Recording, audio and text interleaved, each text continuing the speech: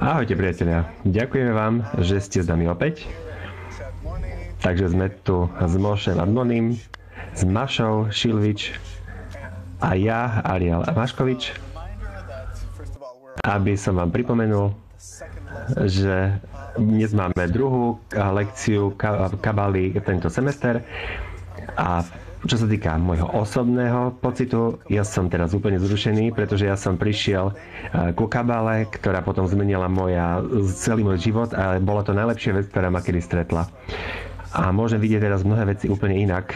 Dnes máme svoju druhú lekciu a je to naozaj úžasné, že sme tu spolu a vy ste na takých rôznych miestach.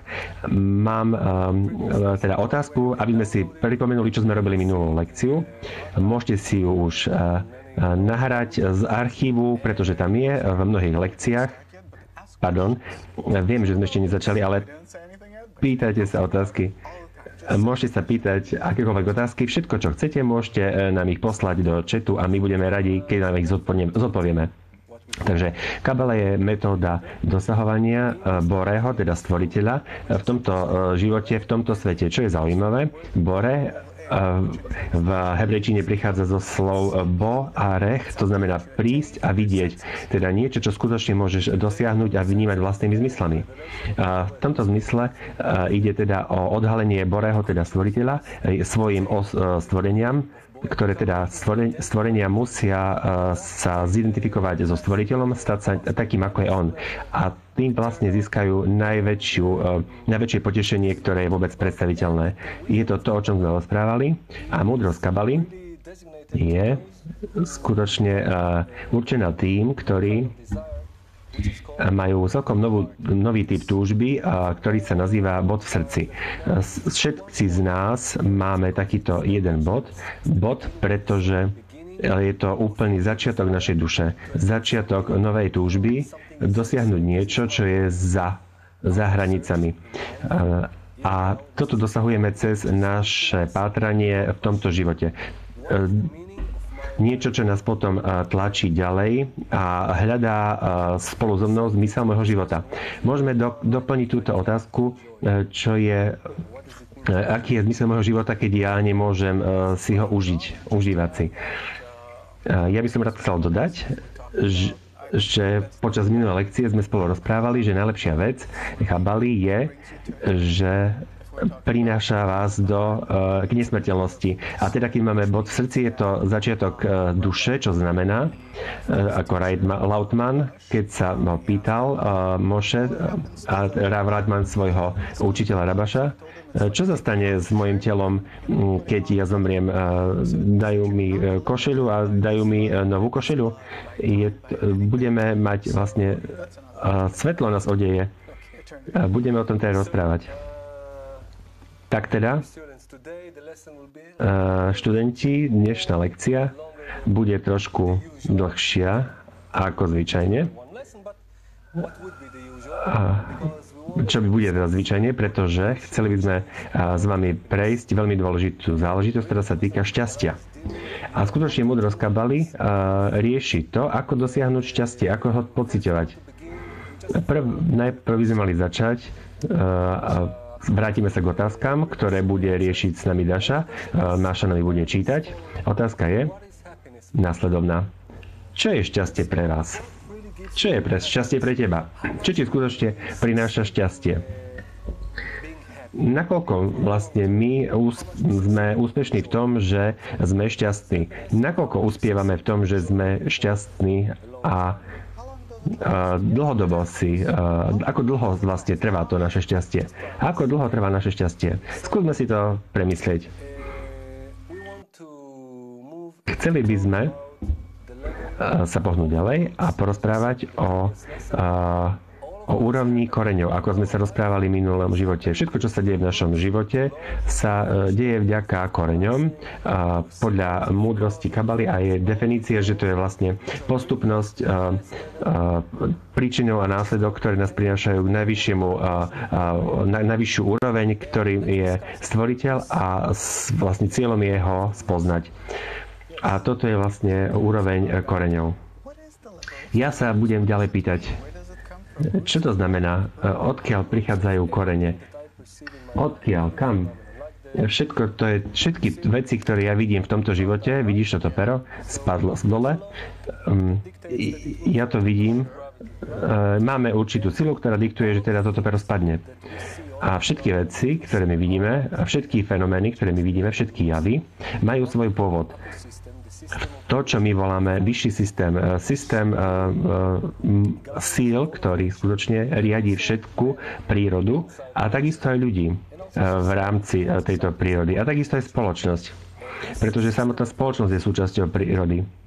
A tento systém zákonov, ktorý sme ešte stále nedosiahli, tento celý systém sa nazýva Bore. A jeho účelom je priniesť všetkých nás k tomu, k jednému jedinému vznešenému cieľu, ktorým je dosiahnutie stvoriteľa. To je veľmi pekné. Skúsme si pozrieť, či teda tomu rozumiem. Takže celý systém pravidel a zákonov, ktoré ja nevidím, toto neznie veľmi pekne. Zákon, systém zákonov, to znie dobre vám? To vám znie dobre? Znie to veľmi vedecky. Áno. Takže máme určité systém milujúcej síly, ktorá všetko riadí. Všetko to budeme zosumarizovať. Máme systém, ktorý ovplyvňuje naše životy a my ho nevidíme, ale sme ním ovplyvnení. A ako odhalím tento systém, tak potom čo bude mať? Keď odhalíš tento systém budeš vedieť, ako použiť tieto zákony, aby si sa mohol riadiť vlastný život, aby si priniesol tento svoj život ako v lietadle. Ako si predstav, máš obrovské lietadle, ktoré ide po ceste, zatiaľ bez nejakého významu a toto všetko môžeš priniesť cez termodynamiku do určitej rýchlosti, aby sa to rozbehlo a potom to môže lietať. Takže pohneme sa ďalej a porozprávame o týchto dvoch veciach. Kabalisti rozprávajú a vysvetľujú, že vo stvorení máme dve sily. Silu stvoriteľa, ktorú nazývame Bore. Ak vidíte obrázok, tak to tu máme. Kabalisti ho volajú svetlo, ale môžeme ho volať aj takisto naplnenie alebo potešenie. Je to jedna sila. A druhá sila, ktorá sa nazýva stvorenie. OK? Toto je stvorenie. Alebo takisto ho voláme aj nádoba. Alebo túžba. Túžba pročom? Aby sme boli naplnení. Toto sú dve základné sily. Stvoriteľ je tu, je jediné. Keď kabalisti zostupujú do toho najvyššieho štádia, tak vtedy ho vlastne cítia. No a cítia ho ako korene. A z tohto sveta, ktorý je tu dole, pod čiarou, a zistili, že vlastnosťou stvoriteľa je dávať a naplňať svoje stvorenia. Jedinou vlastnosťou. My cítime toto naplnenie v tomto svete, všetko to svetlo, všetko to dávanie. Neviem, čo všetko. Keď ja sa pozriem na svoj život, tak neviem, či to až tak celkom vidím všetko to svetlo, to dávanie. Takže aký je problém? Ak účelom stvoriteľom je dať a naplniť vlastne svoje stvorenia, tak a nie je sa to celkom, tak máme asi nejaký problém. Možno máme dva problémy, povedal by som. Čo si myslíš, aké budú tie problémy? Tak jedna túžba bude, že je to túžba, že stvoriteľ je, ak je dobro, a dobro, ktoré si želá robiť dobro a dať dobro tým ďalším. Takže v takom prípade je dokonalý. Aká by bola najlepšia vec, ktorú keby sme chceli dať niekomu, kto je úplne perfektný? Kto je taký, tak vlastne on si túži dať tomu druhému všetko. Všetko to najlepšie. A prečo to teda nerobí? Lebo on to nemôže len tak dať. A on to treba aj chcieť. Lebo ináč potom by sme si ho nemohli užiť. Ja napríklad nemám rád mrkvu. Takže ja si ich veľmi neužijem, keď ich budem jesť. A keď je veľmi veľa mrkvy, tak to by si musel naozaj mať veľmi veľkú túžbu na to, aby si užil tú mrkvu. Teda účelom je, že keď chce niekto byť ako stvoriteľ, musí byť autonómny, nezávislý, voľný, slobodný, aby mal svoju vlastnú túžbu, že on chce to, čo stvoriteľ mu chce dať. A nie je to preto, aby stvoriteľ mu to chcel dať, aby teda on bol vlastne tomu predurčený ako taký otrok. Takže to je vlastne problém. A druhá vec je, takže je to teda problém, ako vytvoriť nejaké stvorenie, ktoré bude nezávislou túžbou. A potom je k tomu opozícia formy, protikladnosť medzi kvalitou svetla, ktorou je puhé dávanie, čisté dávanie, ten chce iba dávať, a potom touto vlastnosťou túžby, pretože to chce iba príjmať. Chce iba príjmať, nič iné. Nechce dávať. A z toho vyplýva, že ak toto je plus, povedzme si to jednoduchými termínmi, toto je mínus, tak vlastne oni sa zrušia navzájom. Pretože keď vlastne sa niekto naplňa z tohto, nedá sa takto naplniť. Choď svojim priateľom na ulicách a povedz im, pozri, dám vám to najlepšie naplnenie v celom svete. Stačí, keď aby ste dali ako stvoriteľ. A oni vám neporozumejú, samozrejme, čo ste blázniví. Z toho vyplýva, že automatické to nadpozemské naplnenie, toto my zatiaľ nevieme prijať, pretože vlastne sa ničí. Poďme sa trošku k tomu vrátiť, lebo to znie... Poďme sa viac porozprávať o našich životoch. Tak. Predstav si, že máme deti. Deti chcú nejaké naplnenie a tým chceš, aby teda napríklad jedli mrkvu, aby boli potom šťastní a zdraví. Oni príjmajú potešenie iba vo forme napríklad sladkosti, ale tie ja nedám, lebo teda viem, že si z toho pokazia zuby. Keď žijete v kategóriách, že niečo zdravé a potom je niečo nezdravé. To, čo je ale veľmi fajné, mňam, ako čokoláda.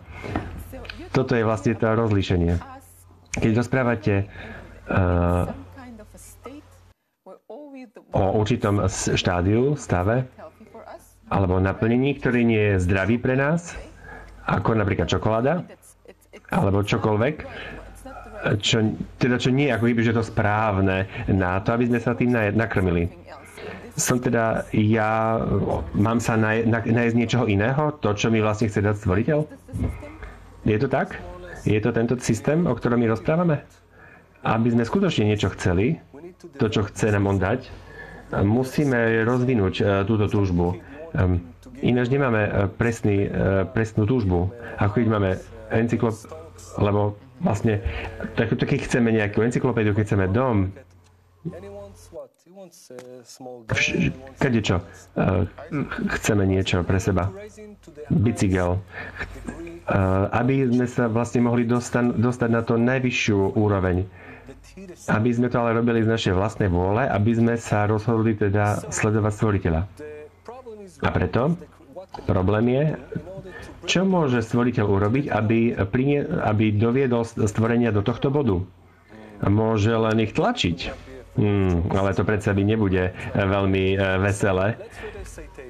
Tak skúsme si prečítať citáciu z Balaha Suloma, o ktorom sme už rozprávali. A poďme sa na tom porozprávať.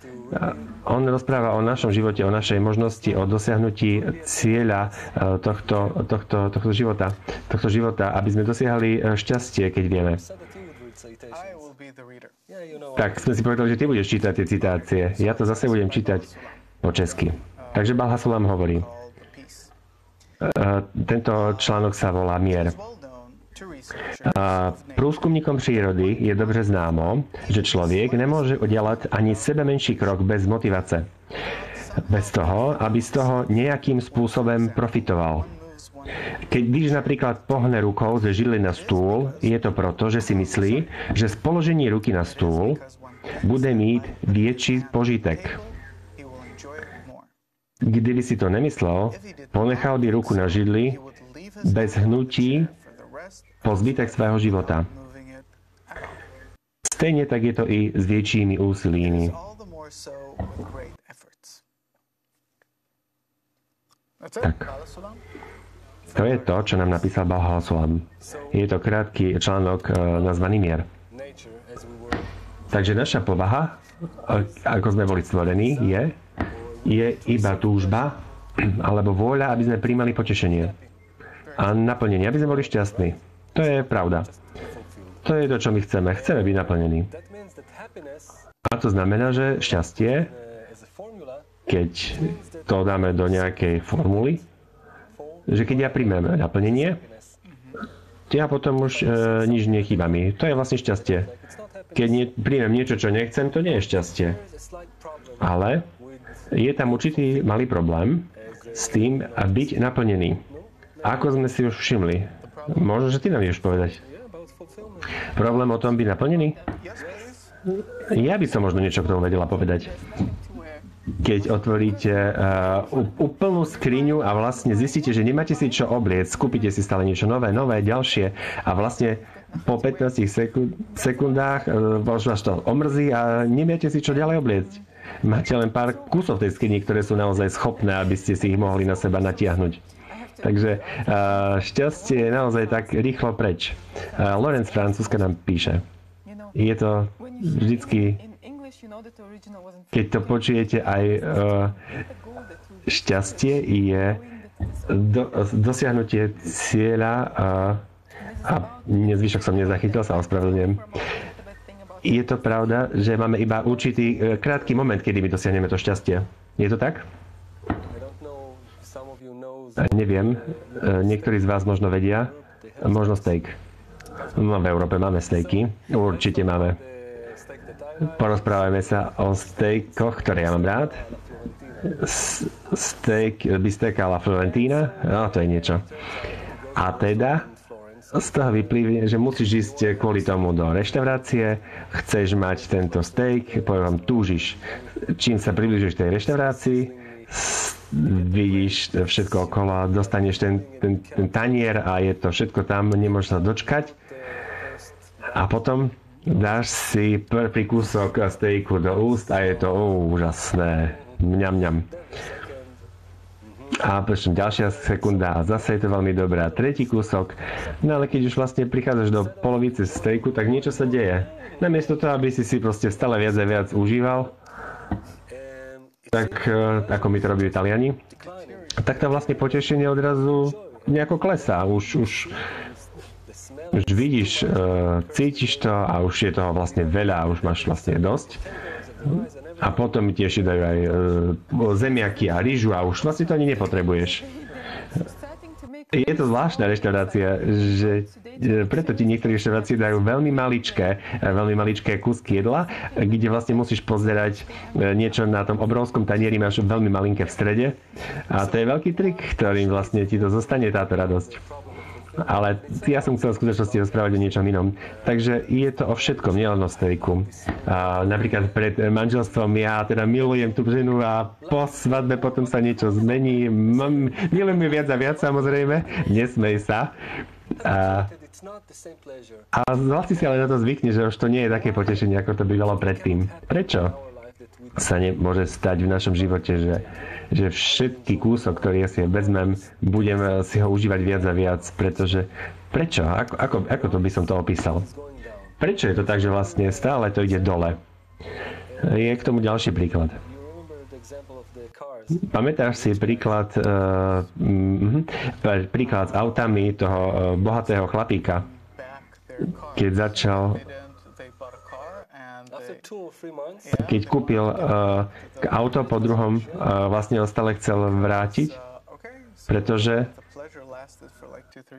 jednoducho tá potešenie trvalo chvíľku, pár mesiacov a potom skončilo. Už ho to auto prestalo baviť. Keď ja vlastne vstúpim do auta, cítim tú vôňu. Je to úžasné jazdiť takéto nové auto. A potom vlastne čo to je to auto, veď to ma len prenáša z jedného miesta na druhé a nič viac a už mi to neprináša potešenie. Takže a je pravda, že aj auta vlastne potom strácajú 40% svojej hodnoty počas prvého roka. To sú vlastne auta. Ale je teda niečo v celom tomto mechanizme, že radosť, potešenie vlastne sa nejakým spôsobom uhasí potom, keď sa tá túžba naplní. Vždycky sme v takom behu, aby sme dosahovali viac a viac potešenia, viac a viac naplnenia. Je to veľmi jednoduché. iPhone 1, iPhone 2, iPhone 2,5 a tak ďalej. A raz je veľký, potom veľký, menší a zase potom veľký. A stále je to ďalšia vec, ktorú ja potrebujem a ja musím naplniť svoju túžbu. Je to nekonečný beh. Že aj keď sa pozriem späť, všetko, čo som snažil dosiahnuť, ako aby som sa naplnil, budem mať toto, budem mať nový foťák, budem mať nový počítač a potom nedosiahujete nič už. Nikdy nedosiahneš to naplnenie, ktoré bude trvať. Takže stále hľadaš niečo, čo kabalisti nazývajú svetlo, potešenie, niečo, čo je definované, že chceme to dosiahnuť, ale v našom systéme tejto momentálnej našej existencie, našej povahy, pri našich túžbách, nemôžeme to dosiahnuť. Nemôžeme byť takto naplnení. Máme celú hodinu, takže poďme s otázkami. Môžeme nájsť nejaké potešenie v tomto svete? Áno, môžeme. Musíme si pripraviť naše želanie, aby sme vypočuli si teda to riešenie. Jedna ďalšia vec k tomuto. Zajímavá vec je, že kde vlastne je ten vrchol toho potešenia, Moše? Vrchol potešenia, no tak porozmýšľam ja. Pamätám si, že bol som...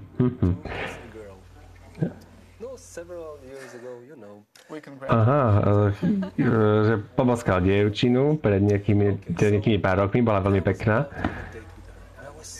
A mal som s ňou mať skôdzku.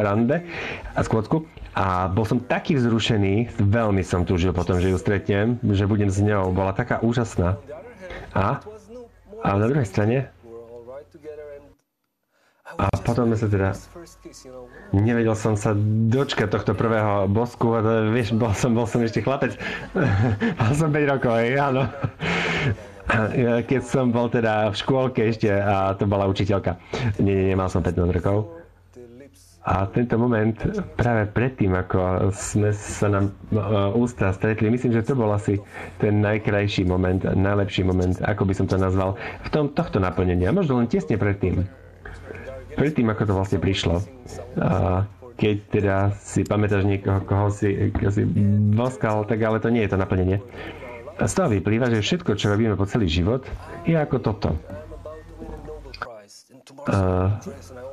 Vyhrám Nobelovú cenu a vlastne všetci ti tlieskajú a máme standing ovation a ty tam ideš, dajú ti tú Nobelovú cenu a potom odrazu to zmizne. Už to nie je potešenie.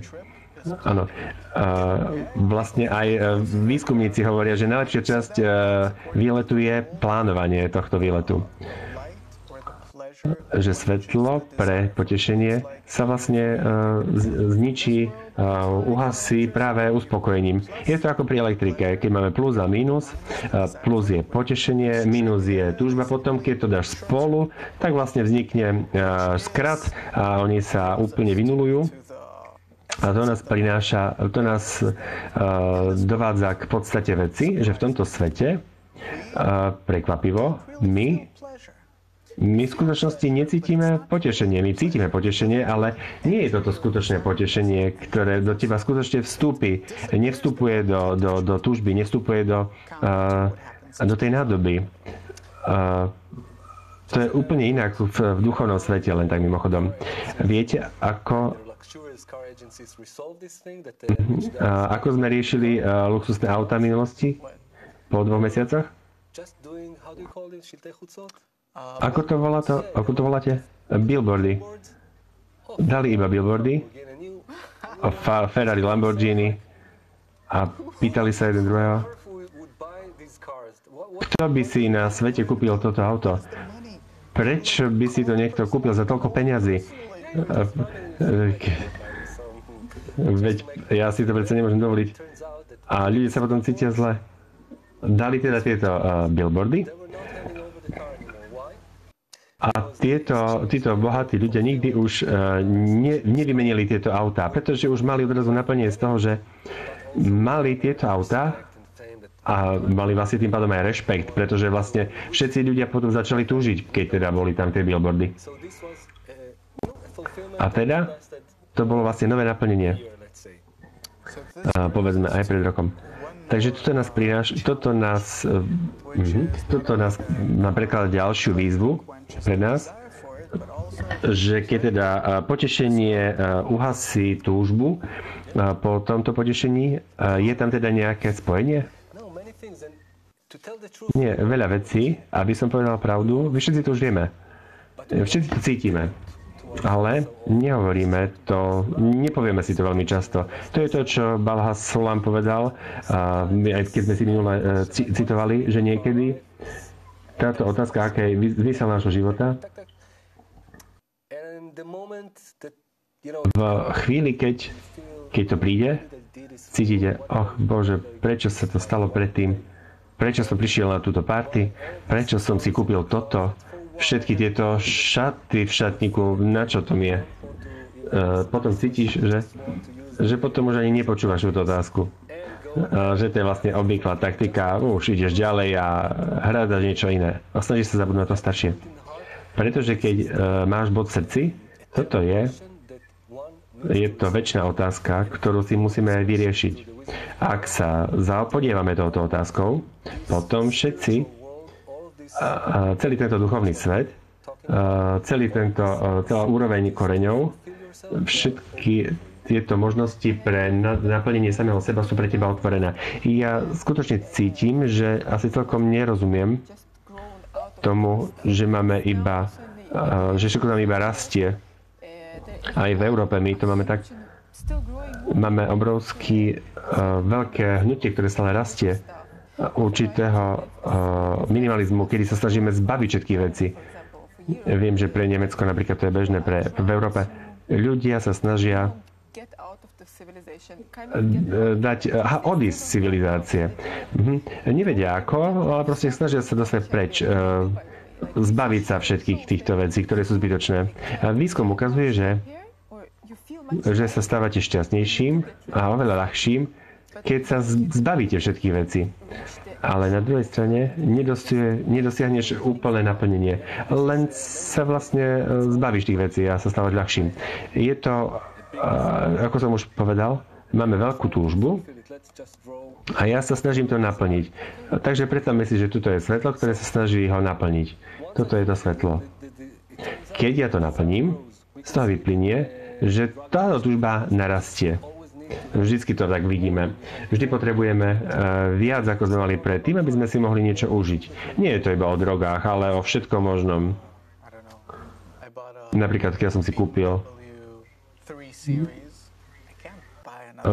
som si nejakú BMW sériu 2, už teraz si musím kúpiť tretiu sériu, lebo potrebujem väčšie auto. Pamätám si, že keď sme boli v škôlke a boli sme chcel by si tam zase zahrať? Bol tam nejaké miesto. Neočakával som túto otázku, že by si tam chcel vrátiť, no teda si ma dostal. Chcel som ale povedať, že tvoje túžby sa zmenili, proste kvalitatívne sa zmenili. Nemôžeš predsa si užívať tie isté veci. Keď sa nemôžeš naplniť, čo sa stane? Aj keď vieš. Uhasíš svoju túžbu a dáš to preč. Už to viacej nechceš. Toto vlastne robia ľudia dnes. Všetko, čo túžba, že stále ho zmenšuješ tú svoju túžbu. Je to veľký trend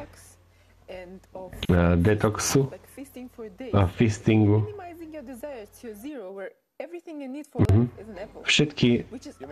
Všetko to, čo potrebuješ k svojmu životu, je jablko. No, niečo sme vyslovili zle, ja som to potom zle preložil. Ako Jom Kippur, keď máme teraz sviatok. Keď teda neješ, nepiješ, skutočne minimalizuješ svoju túžbu na nulu, že nepotrebuješ nič. Co sa vlastne stále teraz deje v celej spoločnosti. Keď ja naplním svoju túžbu, ja sa stanem menším a vlastne viem sa dostať do nejakej rovnováhy a cítim radosť, ale keď ja, to, čo chcem povedať, a to je veľmi dôležité, že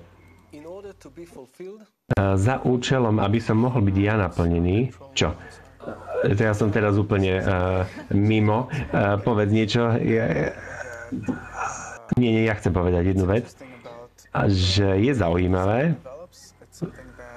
akým spôsobom sa rozvíja túžba, pretože Maša povedala niečo, čo mi pripomenulo, že to, čo sa deje, je skutočne za každým sa zväčšuje tá túžba. Za každým uspokojením túžby sa teda zväčšuje to, čo potrebuješ, a vec sa má tak, že ďalšia veľmi zaujímavý implantovaný mechanizmus, ktorý nám vlastne dal samotný stvoriteľ, podľa ktorého sa stáva to, že každé naplnenie zmizlo po tom, čo sa naplnilo. Že nemôže sa ním teda naplniť. A to sa stáva aj dneska. Ľudia po celých generáciách vidia, teraz hlavne na mladej generácii, že mnoho z nich nechce nič, nechcú kariéru. Vidia, že dopredu vidia, lebo sú veľmi vyvinutí, že toto im neprinesie potešenie. A vlastne naša civilizácia je už taká vyvinutá, že keď sa pozrieme okolo seba, že dosahujeme určitý bod, kedy pochopíme alebo chápeme, že nevieme vlastne takto sa naplniť sami seba priamo. Máme k tomu nejaké riešenie. Študenti sa nás neustále pýtajú veci. Otázka. Ako sa dá urobiť teda to, aby aby potešenie trvalo dlhšie alebo dlho? Čo by sme k tomu povedali? Kde môže potešenie existovať? Potešenie môže existovať. Ako to voláš? V nejakom priestore medzi túžbou a naplnením. Ak vidíš iba ten jeden posledný moment pred týmto úžasným, ohromnou túžbou, keď vidíš, že som si už na 100% istý, že bude naplnený, tam mám tedy najväčšiu túžbu a viem, že to bude mať v tejto chvíli. Takže šťastie je tu, keď to mám úplne na dosah. Takže toto je to šťastie, happiness. Tento bod. Ak toto ja viem zväčšiť a tú moju túžbu na úplne obrovskú, na nekonečne veľkú, aby zodpovedala tomu nekonečnej túžbe dávať, tak toto vlastne kabbalisti nazývajú, že to je to, čo nám stvoriteľ chce dať v skutočnosti. Aby sme tomu pochopili sami systém, v ktorom my máme túto vec, toto svetlo,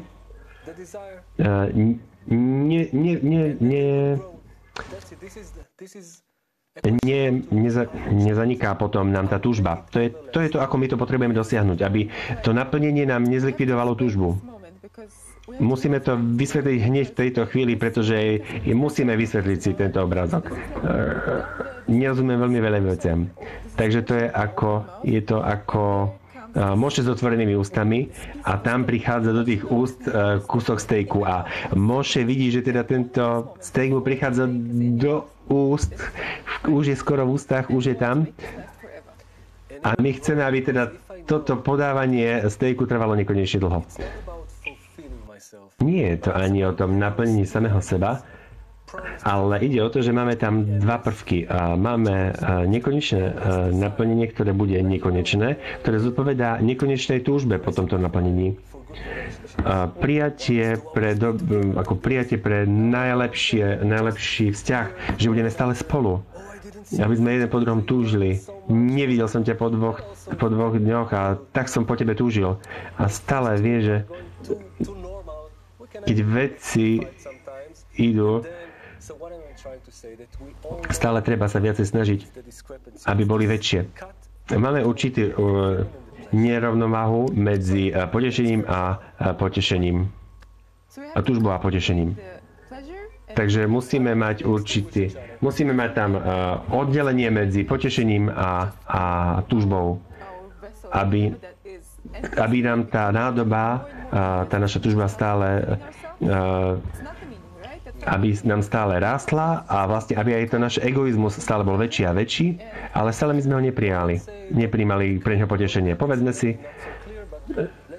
že slovo odseknúť možno nie je celkom správne, ale máme určitý systém, ktorého naplnenie spôsobí, že to naplnenie nevstúpi do mňa a nezlikviduje tú túžbu, ale naopak toto naplnenie, ktoré je večné, zostane a aj tá túžba samozrejme zostane, lebo inak ja nemôžem predsa z toho nič príjmať, žiadne potešenie.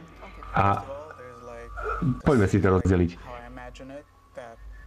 Ako som si to ja predstavil, som veľmi hladný. A všetky najlepšie jedlá z celého sveta sú tu.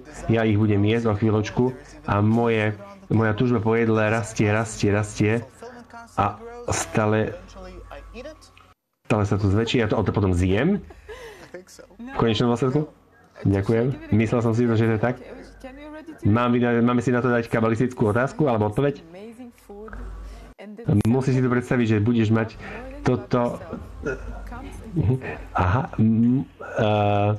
že vlastne kabalistická odpoveď je taká, že ty máš potom veľmi túžiť a potom zavolať si niekoho a ponúknuť to niekomu inému. To predsa nemôžem. Tak poďme na nejaké ďalšie otázky a znova sa potom vrátime k tomuto pôvodnému problému. Máme zo pár odpovedí, čo to znamená šťastie. Z Belgicka. Šťastie existuje iba vtedy, keď je zdieľané. Toto už je naozaj veľmi dobrý smer. Roland z Francúzska. Zdá sa, že je to spojené s chuťou po tejto vlastne túžbou. Potom máme niekoľko študentov.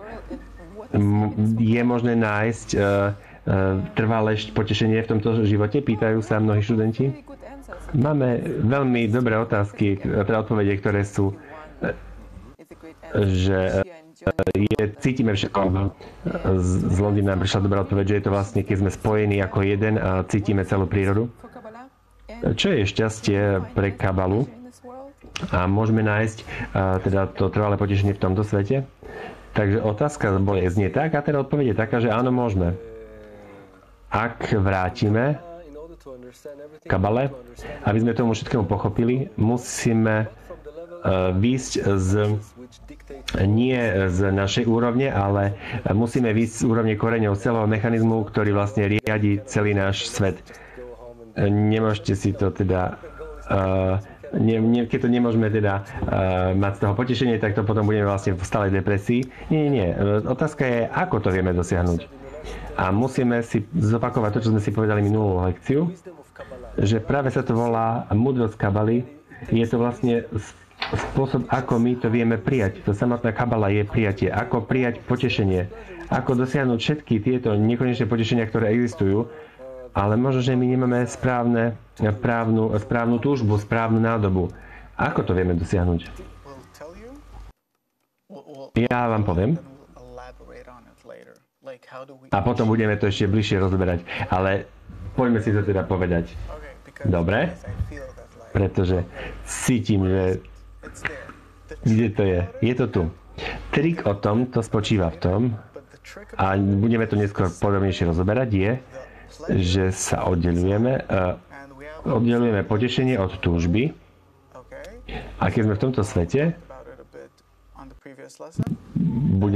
rozprávali sme o tom už minulú lekciu, keď sa čo aj Máša povedal, že dáš niekomu, koho máš radšej ako si ty. Takže napríklad mama nakrmi svoje deti a čím viac ich nakrmi, tak vlastne tým viac má potešenia z toho, že teda že sa jej podarilo nakrmiť jej deti.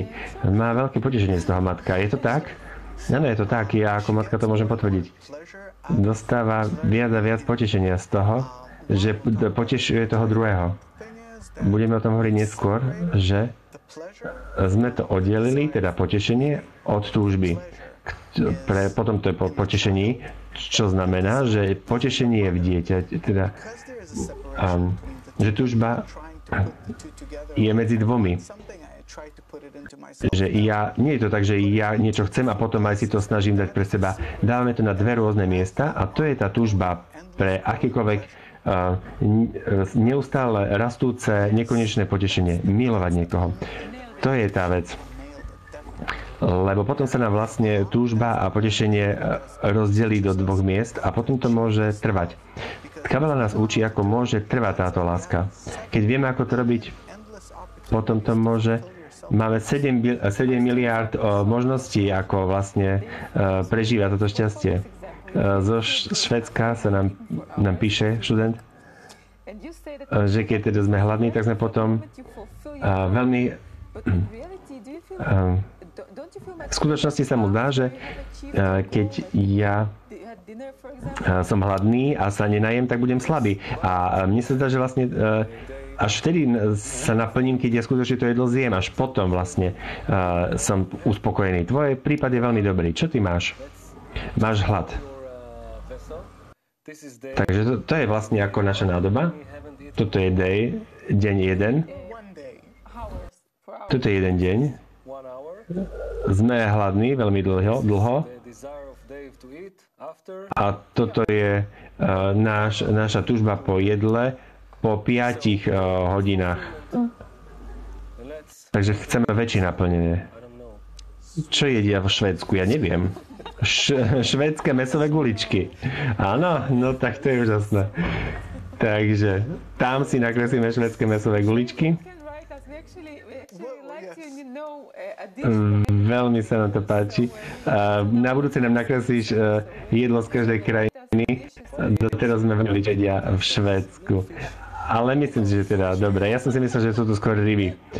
Ale teda máme mäsové guličky.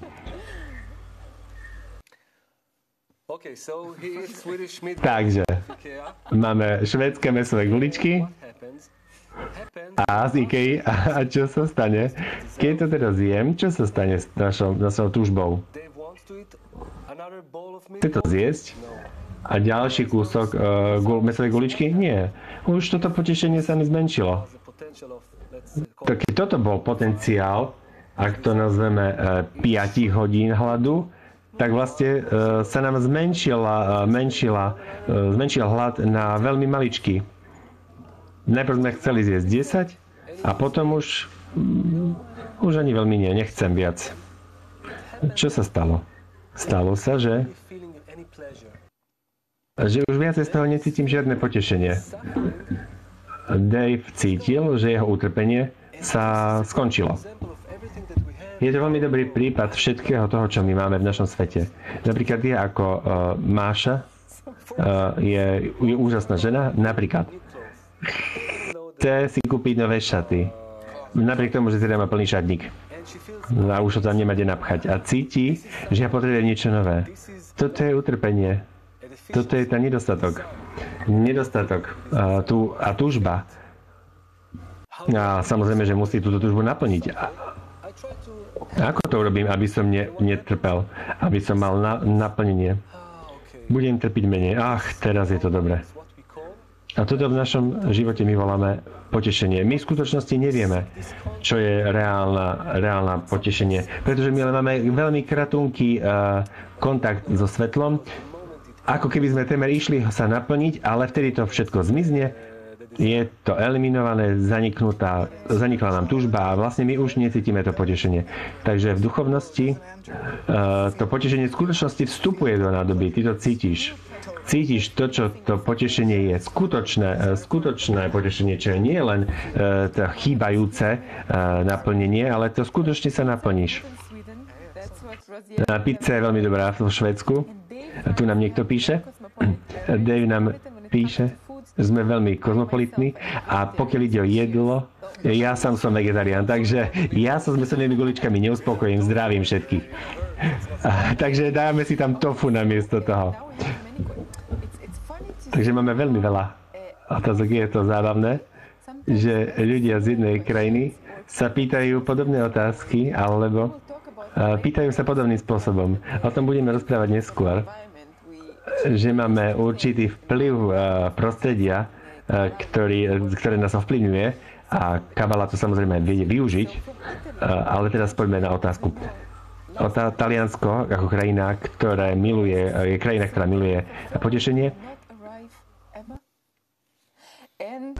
Príde vôbec niekedy k nám to potešenie? Pierluigi sa pýta, Bella Noche sa pýta, dúfam, že samotné potešenie nie je negatívne. Je to tak? Mali by sme sa dostať na vyššie úroveň a vlastne milovať. Takže máme vlastne dve otázky. Prvá otázka od Klaudie. Vôbec niekedy dosiahneme potešenie? A druhá otázka je túžba samotná a je naplnenie negatívne? Nie. Je to veľmi pozitívne. Rozmýšľam skôr. Je niečo o nás všetkých, o Máši, mne, Mošem, všetkých priateľov, ktorí na nás pozerajú, ľudí za kamerou, teda kameramani. My všetci sme jedným. Stvoriteľ stvorili jednu dušu, iba jednu jedinú. A potom bol proces, o ktorom budeme rozprávať na ďalších hodinách. A je to kvôli tomu, že naše ego sa nám zdá, že táto duša je rozdelená, ale v skutočnosti my sme všetci jeden.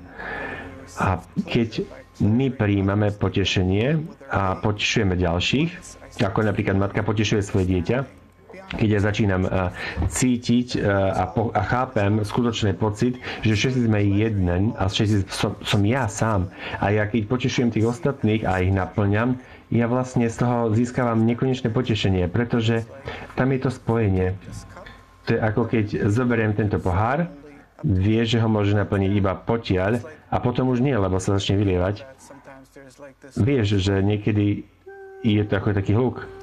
Aha, takýto zvuk, ktorý teraz počujete, niekedy zmizne.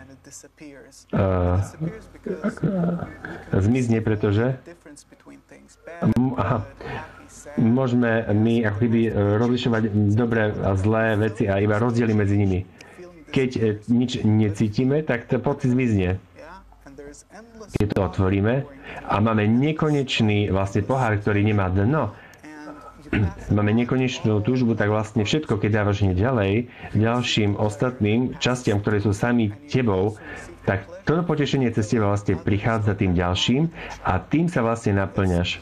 A je to podobné, ako keď tá matka krmí to dieťa. Je to ten koncept, o ktorom budeme rozprávať ďalej, ale teda takto to funguje v duchovnosti. Je to nekonečné potešenie. Snažím sa dostať do pozície nového študenta a keď počúvam vás, neviem, či celkom to je veľmi pozitívna vec.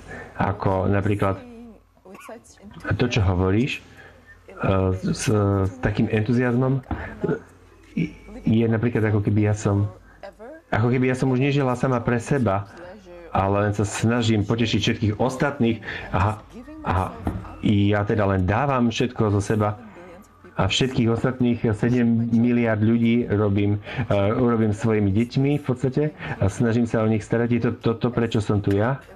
Ja teda pracujem pre nich všetkých. Ja už mám teda tie 3 deti. A je to tak? No, prosím, skús odpovedať. To znie pre teba veľmi lákavo? Moše? Pre mňa áno. A?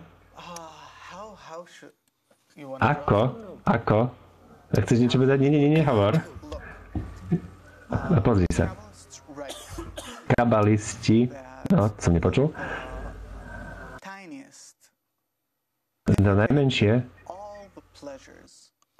ak si zoberieš všetky potešenia z celého ľudstva, ktoré vlastne budú prežívané po celú históriu ľudstva a všetko toto zdáš dohromady a máš úplne najmenšie duchovnú túžbu a táto duchovná túžba prichádza ako potešenie iba raz. Raz, keď prichádza toto potešenie a vstupuje do tvojej nádoby. Cítiš to. Jediným spôsobom, ako to môže robiť, Valhatula nám o tom hovorí, je malá psychologická zmena. Samotná osoba to ťažko môže robiť sama. Musí sa to urobiť jedine cez tú techniku, o ktorej nás učí múdrosť Kabaly. Ale keď to raz urobíme, skutočne začneme si užívať samých seba. Získame rôzne potešenia po 70 rokov. Ja potom končím svoj život. A čo? Keď sa pozriem na to týmto spôsobom, aký je účel? Účel je, aby sme dosiahli toto večné potešenie, ktoré prichádza z večnosti a ktorým ja mám vlastne sa zmeniť, stať podobný stvoriteľovi. A to som ja. Ja teraz trošku som sa dusil, je tu veľmi chladno, sa ospravedlňujem. Inými slovami, nie je to o moralistických veciach byť akože vytvoriť sa dobre, ale je to skutočne duchovné dosiahnutie. Inými slovami, mechanizmus je jednoduchý. Miluješ niekoho. Nechceš si užívať na jeho úkor. A budeme o tom rozprávať v ďalšej hodine. Že väčšina našich túžob čerpáme naplnenie z toho, že mám niečo, nie niečo, čo mám, ale že mám viac ako ten druhý. Alebo dávaš mi, potešuješ ma tým, že ma rešpektuješ. A to sú také rôzne túžby, kde vlastne teda získavaš potešenie z toho, že máme nejaké vzťahy medzi sebou. A spôsobom, aký my využívame naše spojenie a naše vzťahy okolo nás, my sme vlastne teraz rozdelení do 7 miliárd ako ľudstvo. Je to tak, že my sa snažíme ponížiť ten svet. Necítime, že som spojený s Mášou, s Arielom. Cítim naše spojenie úplne iným spôsobom. Ja skôr naopak viem skôr ako keby, že prijať potešenie práve tým, že niekto iný potom má s tým asi problém. Ako keby si necítil svoju nohu. Keď necítiš svoju nohu, tak máš problém s nervom. Je to tak, ako keby si jedol vlastné mäso. Ubližuje si a necítiš to. Je to toto? Keď rozprávame o tomto, že sme vlastne súčasťou jedného. Musím povedať, že mne nezaujíma, či na to niekto napíše knihu alebo nie. Ide podstatné o to, že ja to musím cítiť. Ja to musím cítiť, inak tomu neuverím. Takže bez hľadu na to, kto mi čo bude rozprávať. Ide o to, že ja začínam budovať svoj bod a všetky príklady, ktoré mi vydávate, najlepší príklad je tá matka s dieťaťom. Matka miluje dieťa. Čo sa deje? Čím viac ako dieťa je naplnené, nie len to, že sa naje, ale že hrá na klavíri, je úspešné v škole, má priateľov. Ona sa naozaj teší z toho, že to dieťa sa teší a má úžasný pocit. Je to ten najväčšie naplnenie, ktoré matka môže cítiť. Oveľa 10-krát väčšie ako to samotné dieťa. Ona si užíva úplne, keď proste vidí to svoje dieťa. Ona ho miluje tak veľmi. A ona to tak cíti. A mechanizmus je taký, o ktorom hovorí a vyzerá takto. Že oddeluješ medzi potešením a túžbou. A z toho vyplýva, že nakreslíme si túžbu matky. Ja veľmi neviem kresliť, ja sa ospravedlňujem. Budeme to volať, že toto je matka, táto trubička. Toto je svetlo, ako naplnenie, potešenie. A toto je túžba. Alebo desire, teda túžba, alebo je toto dieťa, je to tá naša nádoba. Čím viac matka dáva dieťaťu, Jej túžbou je dávať tomu dieťaťu. Aby dávala potešenie tomu dieťaťu. Nie, to potešenie nezaniká, práve naopak. Ona má viac detí, tak tým pádom, keď má 2 deti, tak to jej potešenie sa zväčšuje, zdvojnásobuje. Pretože ona to potešenie sama neberie, to je to bežná vec, že teda tamto svetlo nevstúpi a ona sa zlikviduje predtým, než tam vojde. Ale čím viac ona dáva, má veľa detí, tak čím viac vie dávať, tak tá jej túžba vlastne rastie a ja cítim moje spojenie s každým. Cítim skutočnú realitu. Skutočnosť. Toto je Ariel, toto je Maša. Toto sme všetci my. A ja som spojený s vami v láske a ja odovzdávam nazveme ho Bore. Dávam to svetlo všetkým vám. Moja láska môže rásť toľkokrát, kým dám, napríklad 7 miliárd krát. Tu máme tú túžbu a toto je všetko vlastne moja časť a ja som iba ako taká rúrka, alebo rúra, iba vedenie, vodič, cez ktoré prechádza to svetlo. Ja cítim ale to naplnenie presne vtedy, keď to svetlo cez mňa prechádza. Prečo? Pretože mojim úmyslom je byť taký ako stvoriteľ. To je ďalší bod tohto celého. Ja potom cítim stvoriteľa, ja som s ním spojení, je to moje spojenie medzi ním a mnou. Múdrosť Kabaly hovorí, že to, čo robím, že rozvíjam svoj túžbu na to najvyšší možný level.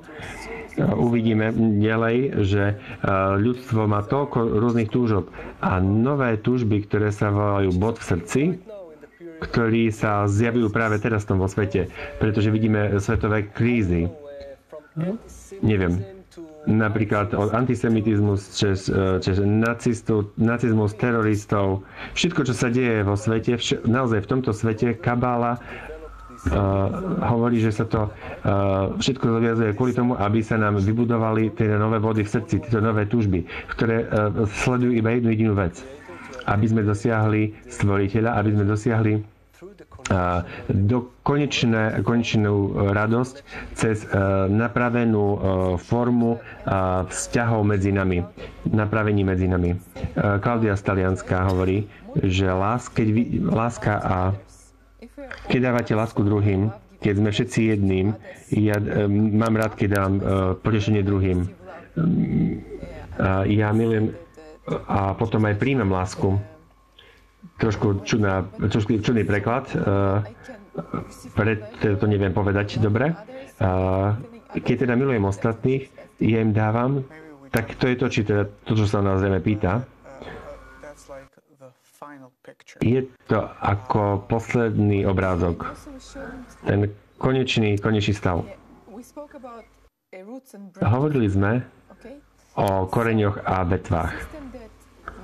Systém, o ktorý nám práve nakreslil Moše, má ďalší duchovný základ, ako si zoberme teda tú matku s dieťaťom. Je to trošku iné od toho, čo vieme z nášho sveta, kde máme charitu, kde sa ľudia snažia pomáhať tým druhým, máme tie altruistické veci. To nie je to, o čom my rozprávame. To nie je také jednoduché. Takže máme vetvu tohto duchovného sveta a teraz my máme túžbu potom, aby sme boli potrební, najmä ženy to často pociťujú. Ja mám takúto veľkú túžbu, aby ma moja rodina potrebovala, aby som mala miesto vo svete. To je vlastne tá vetva, vetva tohto systému. A máme duchovný systém, o ktorom budeme musieť neskôr teda ďalej skúmať. Nemali by sme si myslieť v tomto momente, chceli by sme vám dať iba určitú chuť tohto celého a dať pár príkladov.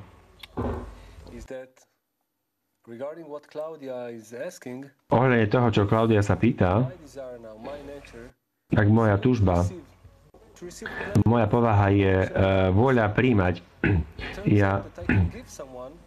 z toho vyplýva, že ja môžem dať iným, ale aký je môj úmysel? To z toho závisí, hej?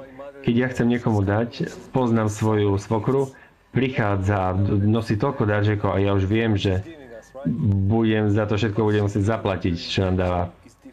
Pretože nám dáva, ale jej úmysel je iný. A v našom svete, keď chceme byť skutočne niekto, kto dáva, musíme zmeniť, budeme o tom rozprávať na ďalšej lekcii, musíme zmeniť náš úmysel, náš zámer. Všetko to, čo robím, prečo to robím. A to je to, čo musíme my zmeniť, pretože môžeme dať všetkým, ale môj úmysel je taký, že ja chcem, aby som bol za to ocenený, aby ma moje deti milovali. Ja to robím pre seba. Čo sa deje, keď ja to robím pre ľudí, ktorým ja vlastne ich prirodzene necítim, nie je to moja rodina. Ako ja mám zmeniť tento úmysel z príjmania na skutočné dávanie, som myslel, že z toho nič nemám. Máme technické problémy cez chat, môžete sa pýtať aj cez Facebook. Dúfam, že všetci už ste tam zaregistrovaní, aby ste potom mohli vlastne klásť otázky cez Facebook, lebo máme nejaké problémy s chatom. Nechcem iba pozerať dookola, pozerať, koho mám milovať, koho môžem dávať. My sme tu skutočne kvôli tomu, aby sme si trochu aj užili. Lebo sme súčasťou. A toto všetko k nám prichádza prirodzene. Ako skutočnosť. Je to fakt. Ide o to, že my vlastne rozvíjame naše túžby po stvoriteľovi. Máme na to dobrý príklad. S tým zavrieme asi lekciu. Mám malú dceru a má teda malé dieťa. Má 5 rokov a Jakov, môj syn, má 3 roky. A ja jej hovorím, hej, poď tu a hraj sa s Jakovom. Nie. Má hračku, má bábiku a ona sa radšej hrá s bábikou. A ja jej hovorím, že nechce sa hrať s synom, a tak matka by jej rozumela. Poď sa zahrať s synom. Nie, teraz ja musím nakrmiť svoju bábiku. A musím robiť to a toto a nechcem sa mi hrať. Keď vyrastie a stane sa matkou, najlepšiu vec, ktorú bude môžeme si myslieť, že bude mať svoje dieťa, skutočné dieťa a starať sa o neho. Povedal som, ide o náš rast a zmenu v našej túžbe a v našom zámere. Ide o, keď otvoríme náš bod v srdci, vznikne medzi nami duchovné spojenie, ktoré kabalisti volajú duchovný svet, alebo inými slovami to nazývajú ešte. A tam dosiahneme všetky možnosti, aby sme dosiahli samotného stvoriteľa, samotnú podstatu našej existencie. Keď dosiahneme pravú formu nášho spojenia. To budeme hovoriť v ďalších lekciách. Máte nejakú poslednú otázku, aby sme to s tým uzavreli? Áno? Pierluigi z Talianska.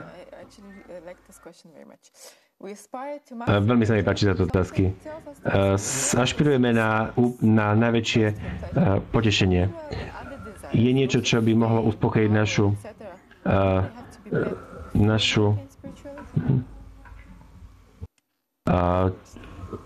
Máme ďalšie túžby ako po sláve, po bohatstve. Musíme ich teda naplniť predtým, ako naplníme svoju túžbu po spiritualite, po duchovnosti?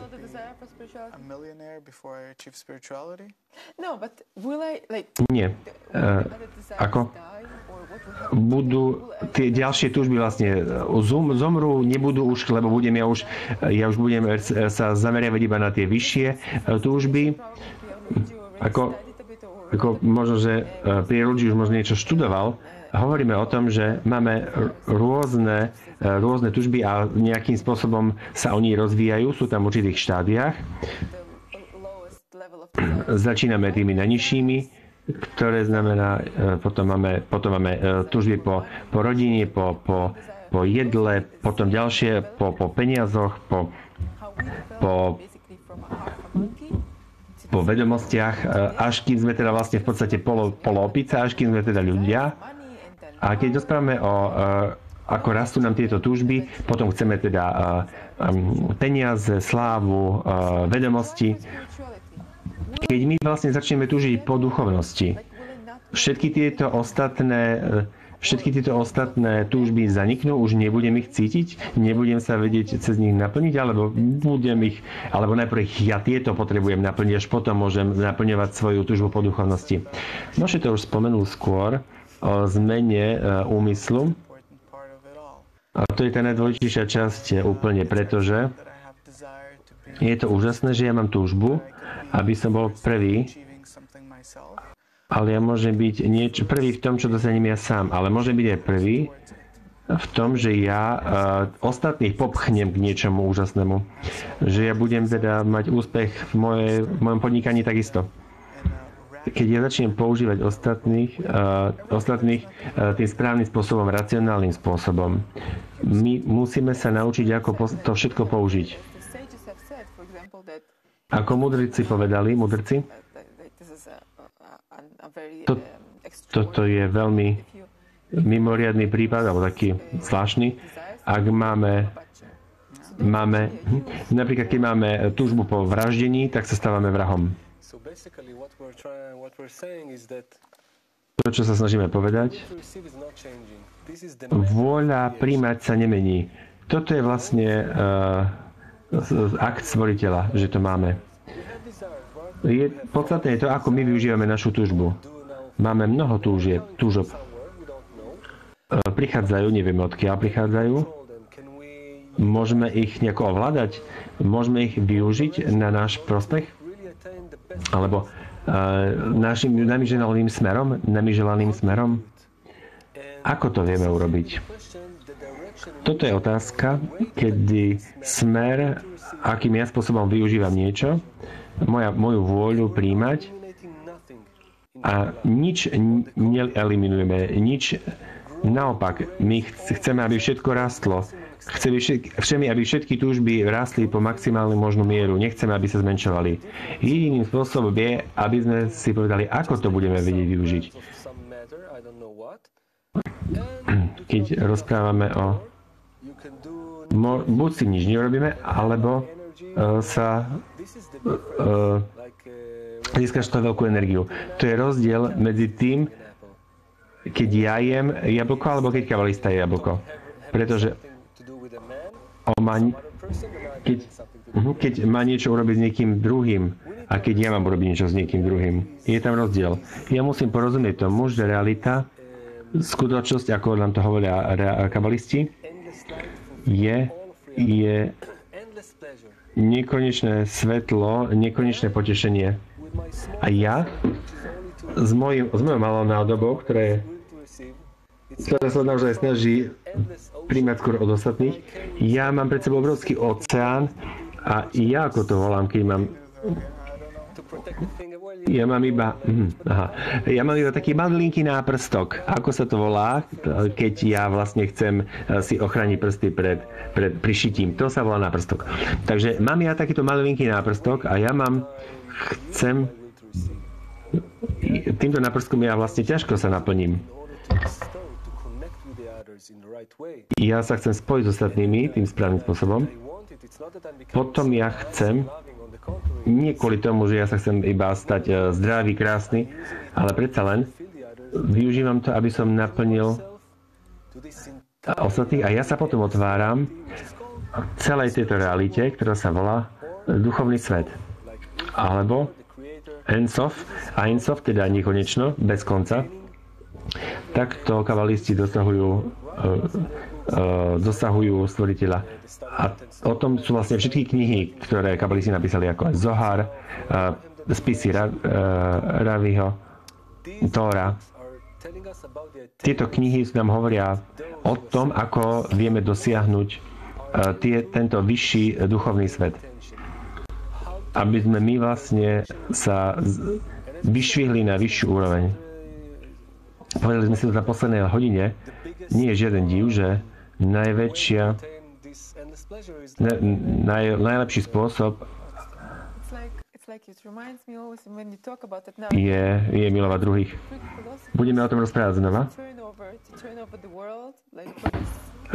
Vlastne máme určitú premenu sveta, o čo hovorí aj filozofi. Neviem, ako sa to povie. Neviem. Musíme si zlepšiť našu angličtinu. Musíme sa učiť. V kabale najlepšia vec je, že nepotrebujete robiť ďalšie činy. My iba meníte zámer a tým sa vlastne všetko mení. Môžeme mať ďalšie otázky? Takže niekto, Francesco z Talianska, môžete...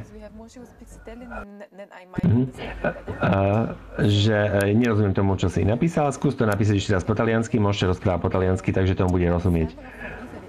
Alessandro z Talianska sa pýta, ženy, ktoré sú tiež ženy.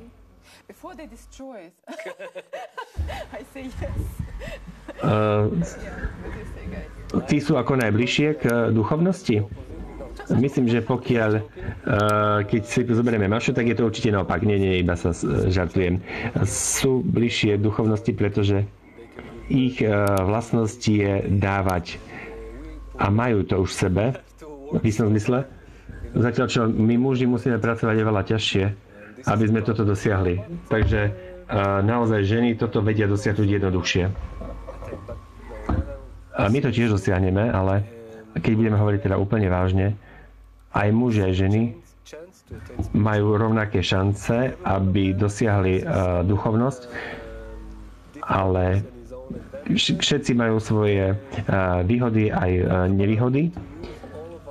A v kabale potrebujeme využiť celú našu prirodzenú povahu a nič nie je zbytočné. Ďalšia otázka z Talianska. Áno, veľmi veľa z Talianska nám teraz píše ľudí. Možno, že Švedi stále rozmýšľajú o menu. Keď si zoberieme ten príklad matky, dieťa je hladné, tento povedať do angličtiny, ak je uspokojená iba tým, že dáva jedlo dieťaťu, mali by sme vedieť, čo láska je predtým, než toto vlastne budeme skúšať v našom živote? Nie celkom som porozumela tej otázke. Tak, čo? Je to veľmi komplikovaná otázka. Výskumníci nám skutočne, pokiaľ ide o výskum šťastia, nám už povedali, čo nás vlastne robí šťastnými. To, čo ľudí robí v skutočnosti šťastnými, keď študuje deti na univerzite, majú výbornú prácu, majú kariéru, peniaze, dom a tak ďalej. A v konečnom dôsledku, keď sa pýtate, čo ťa urobilo šťastným v posledných týždňoch alebo mesiacoch, všetky veci sa týkali iných ľudí. Niekto mal narodeniny, stretol sa s priateľmi a tak ďalej. Všetko sa týkalo iných. Teda v konečnom dôsledku otázka teda bola, ako my dosahujeme trošku sa obávam, že mnohé otázky sú akoby preložené teda Google translatorom a tým pádom to nemá veľkom význam. Keď máme teda dieťa, ktoré bolo hladné a matka bola uspokojená práve tým, že teda dávala dieťaťu jesť. To je akoby jedna otázka. A druhá otázka.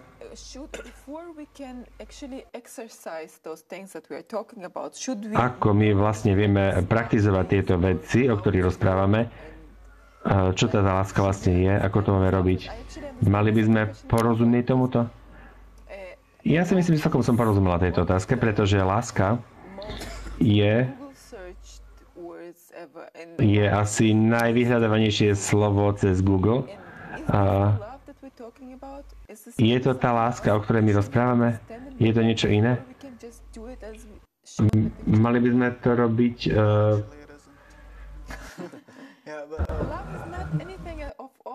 láska nie je nič iné. Nie. Aj príklad medzi dieťaťom a matkou nie je duchovný. Toto je to najbližší príklad, ktorý my máme pre duchovnosť, ale to nie je duchovný. To je veľmi pozemský vlastne príklad. Duchovnosť je mimo akéhokoľvek seba strednosti, ktorú ja môžem mať.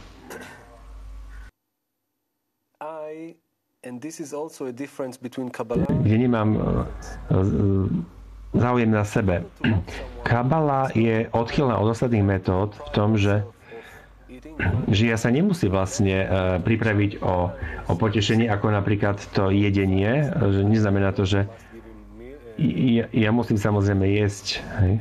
A aby som mohla potom dať ako matka dieťaťu mlieko. Ja musím teda samozrejme pracovať a aby som mohol potom priniesť domov peniaze, ale keď ja to robím a myslím stále na seba, pretože všetky celý môj cieľ sa zameriava na tieto deti. Ja žijem v ich túžbách. Ani nechcem vedieť, ani nechcem, aby vedeli, že ja im to dávam. To nie je celkom tak. Aby sa nám študenti celkom neboli z toho zmetení. Keď si vezmeme príliš... ťažko proste prenášať úplne pozemské príklady na úplne vysoké duchovné príklady. Toto bol iba nejaká pripomienka, ten príklad s matkou a dieťaťom, niečo, čo by sa mohlo trošku ponášať na tú duchovnosť. Pretože keď vy si nakreslíte teda dieťa a matku, to už takto nevyzerá v našom svete. Keď to takto niekedy bolo. Pretože všetci sme vlastne ako keby pretlmočení dovnútra nášho ega.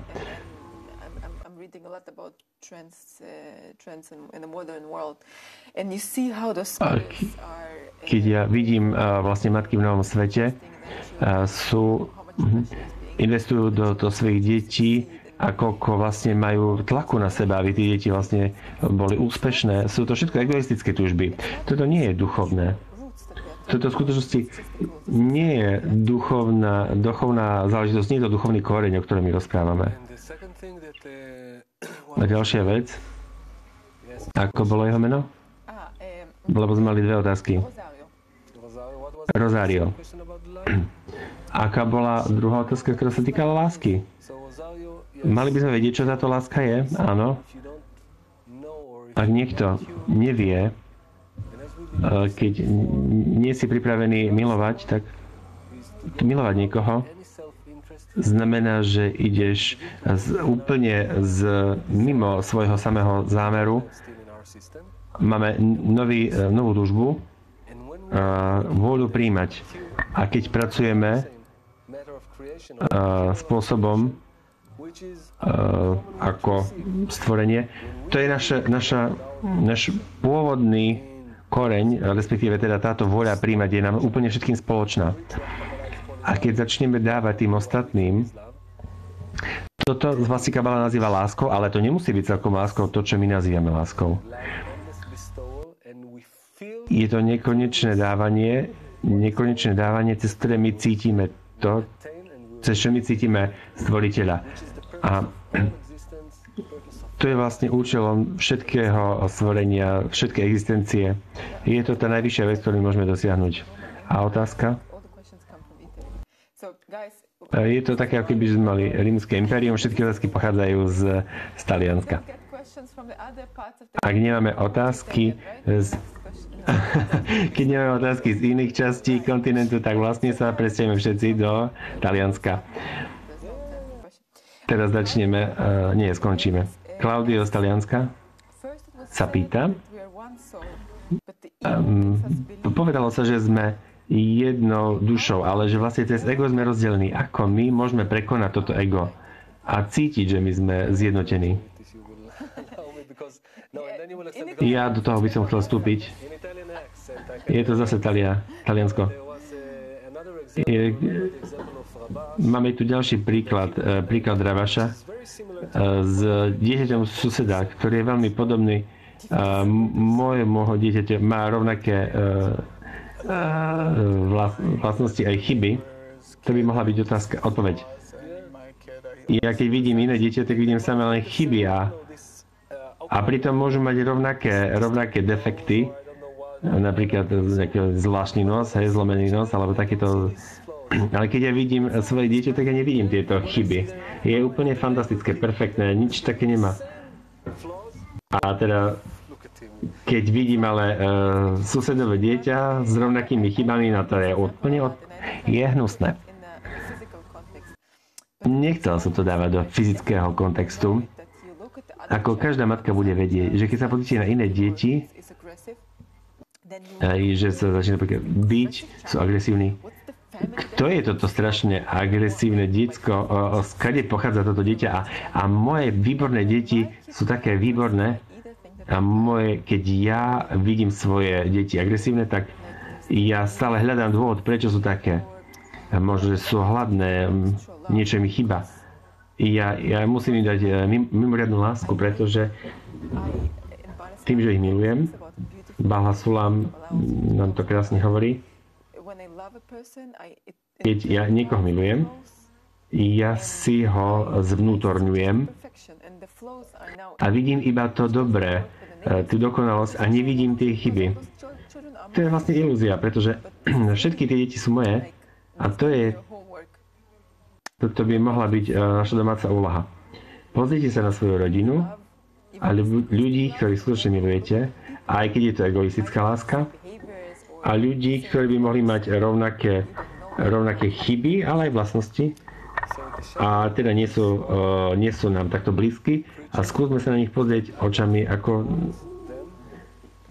keď ja to cítim k ním, mám rovnaký vzťah lásky, tak ja ich vlastne potom robím svojou súčasťou. A keď ich neurobím svojou súčasťou, tak potom len vidím samé chyby, neznášam tých druhých. A to je vlastne to rozbitie. A musíme zmeniť, ako máme zmeniť tento zámer, tento úmysel. Je to, keď hrá šach, áno, šach, a s niekým druhým, a si veľmi šťastný. A vie, že keď sa hrá so svojím dieťaťom, ktoré neznáša, keď prehrá, a za každým, keď urobíš, pýtaš sa sám seba, Bože, ja musím proste prehrať, lebo potom bude veľmi nešťastné. Pýtajme sa, odkiaľ je ďalšia otázka. Z Talianska. Nie z Švédska, z Talianska. Keď využívame vôľu, je to OK. Keď sa snažíme aktivovať náš bod v srdci, môžeš to robiť sám? Takto aktivovať tento bod v srdci? Môžeš to robiť sám? Ďalšia otázka, ktorá je tiež zaujímavá. Čo sa stane s našou túžbou, keď spíme?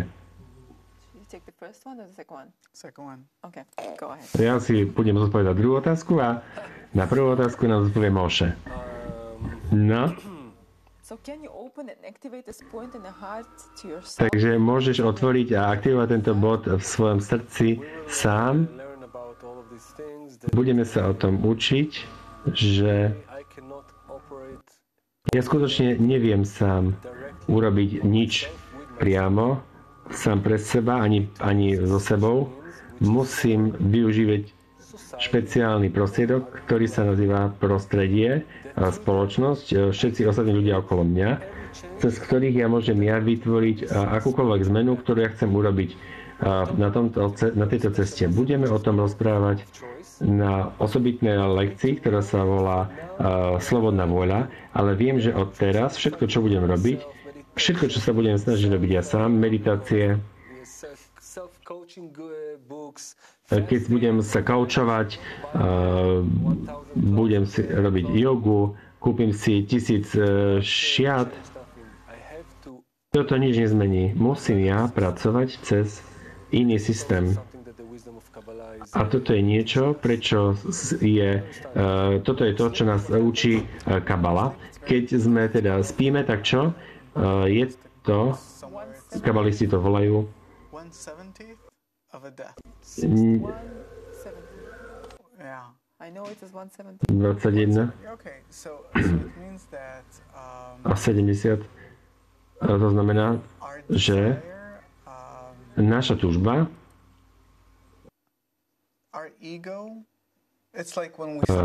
sú a ego sú ako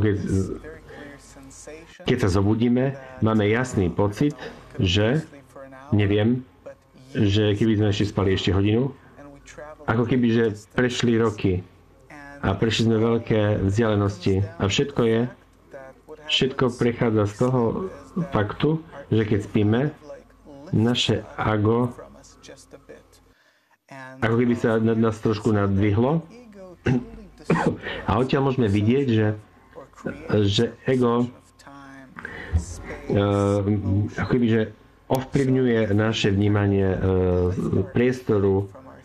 Keď nadvihneme ego od nás, nie, že by sme sa úplne zbavili, ale ho použijeme inak. Celý koncept času, priestoru sa zmení. A v skutočnosti neexistuje čas, respektíve ten čas existuje ako dôsledok nášho ego. A je to vlastne súvisí s našim vnímaním reality, čo je lekcia číslo 8. Takže to budeme rozoberať na 8. lekcii. Takže ďalšia otázka.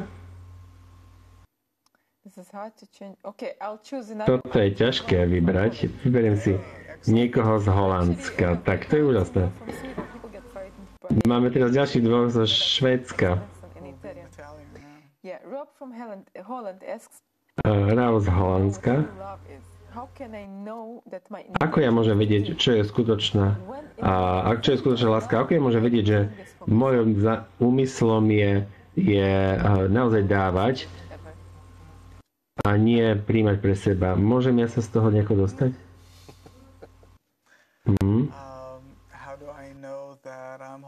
Ako viem, že ja držím pohár? Pretože moje zmysly mi to hovoria. Takže keď ja dosiahnem ďalší zmysel, ktorý sa nazýva sa volá masach po hebrejsky, je to taký šiestý zmysel, potom viem, že to je láska. A to znamená, že mám nový úmysel a začnem cítiť, čo láska je. Ale predtým je to tiež láska, ale je to egoistická láska. To je to, čo vlastne ovplyvňuje celú našu realitu. Ja by som dodal, že vo vzťahu k tomu, čo sme povedali, aby sme sa rozvinuli a ten hlavne náš bod v srdci, potrebujeme ďalší systém, ten sa volá spoločnosť. Alebo skupina ľudí, alebo to len skupina. Na duchovnej úrovni sa to volá masach. Ak si to len ty, nemôžeš sa porovnať. Ja môžem povedať, ja milujem ostatných, ale nevieš, či skutočne miluješ, aký je tvoj skutočný záver. Ale od momentu, kedy sa môžeš porovnať s ďalším stupňom lásky, kde vidíš príklad pred sebou, práve preto nám kabalisti píšu všetky tieto inštrukcie. Keď dosiahneš skutočne tento level, môžeš začať porovnávať to, čo nám kabalisti predstavujú. Takto vieš, ako postupovať. A bez tohto budeš iba ako bod bez dimenzií.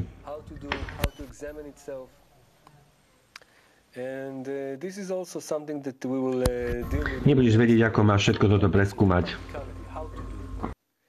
My musíme teda zistiť v praktickom živote, ako to máme robiť. Tak teda, priatelia, myslím, že sme povedali dosť o šťastí a možnosti, ako teda dosiahnuť toto šťastie. Som si istý, že máme veľmi veľa otázok. Robíme to ako v Izraeli. Poďme dole naspäť na zem, na praktickú stránku veci. Je to dobré, že máme túžbu a že máme teda Facebook, kde budeme pokračovať v kladení otázok a uvidíme sa ďalší týždeň. Prídeme naspäť po kongrese, kde bude niekoľko tisíc ľudí spolu, budeme spolu v púšti, ale prídeme svieži a silní ďalší týždeň a budeme spolu s vami. Budete vidieť moju zmenu a dovtedy sa snažte byť šťastní a snažte sa prečítať čo najviac textov, čo najviac kníh. Na našej stránke máme veľmi veľa vecí, ktoré sa dajú čítať. Naozaj nechajte, nech to cez vás plynie. Od Rava Lightmana, Balaha Sulama Rabaša. To bude to najlepšie pre váš rozvoj, čo môžete urobiť. Čítať a nechať to cez seba plynúť. Skutočne, Máša nám to úžasne skončila vynikajúco. Uvidíme sa ďalší týždeň, tešíme sa na vás. Ahojte.